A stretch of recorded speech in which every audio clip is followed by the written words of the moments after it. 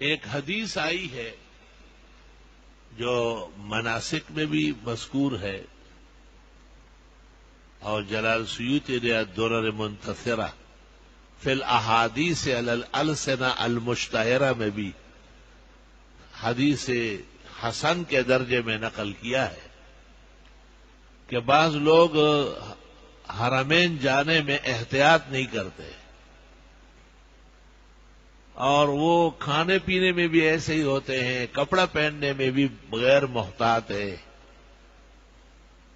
لوگوں کا حق دبا کر کے وہاں جاتے ہیں۔ وہ چاہیے تو یہ کہ پہلے حق ادا کر لو، کہتے میں جا رہا ہوں جی حج کے لیے، واپس آ کے دیکھوں گا، واپس آ کے خیرات بانٹو گے کیا؟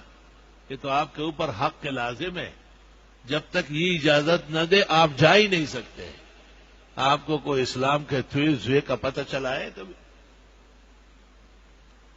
مجھے بہت اچھی طرح یاد ہے کہ ایک شخص کی بہو روٹ کے بیٹھی تھی، خاندانوں میں جھگڑے فساد ہوتے رہتے، تو وہ ایک خاتون کافی دنوں سے بیٹھی تھی اور اس کے بزرگ سسر کا حج کا نمبر آیا، تو اس نے ان کو بہت جرگے کیے کہ آپ آ جائیے، لیکن وہ راضی نہیں ہوئی۔ اس نے کہا میرے ساتھ بہت ظلم کیا ہے آپ، اور آپ کے گھر میں میرے ساتھ بڑی زیادتی ہوئی۔ تو ہمارے استاد محترم مولانا لطف اللہ نے ان سے کہا کہ فائدہ نہیں ہے اس حج کا، پہلے مصالحت کر دیں۔ اب مصیبت یہ کہ جیسے لوگ لبر چٹو ہو گئے، مولوی ان سے زیادہ خطرناک ہو گئے، وہ بھی نرمی کرتے اور یہ معلوم نہیں کرتے کہ کتاب کے موافق حج نہیں ہو رہا ہے۔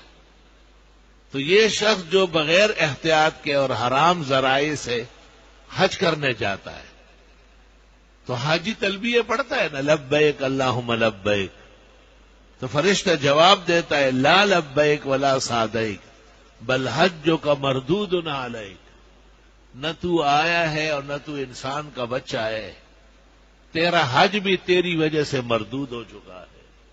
یہ کہتے ہیں بلاوا ہے، بلاوا ہے، اور شرم کرو ہے، بلاوا ہے، اس کا بلاوا ہے کہ ادھر آؤ ذرا، جو لعنت پاکستان میں تجھ پر نہیں برسی ادھر برساتے، پاکستان کی زمین اس کا تحمل نہیں کر سکتی۔ اس لیے یہ عوامی باتیں ہیں، فضولیات ہیں، اور شعور کے ترازو میں اس کا وزن نہیں ہے۔ ہاں، ہر مومن کو، ہر مسلم کو 3 کوششیں کرنا چاہیے۔ سب سے پہلے حلال کمانا اور حلال کھانا، من این اکتسب وفیما انفق۔ زندگی کا جو مشکل امتحان ہے وہ کسب کا امتحان۔ مزید اسی طرح کی دینی و علمی اور معلوماتی ویڈیوز کے لیے ہمارے چینل کو سبسکرائب کریں اور بیل آئیکن کو پریس کر دیں تاکہ ہماری نئی آنے والی نوٹیفیکیشن آپ کو سب سے پہلے مل جائے۔ جزاک اللہ۔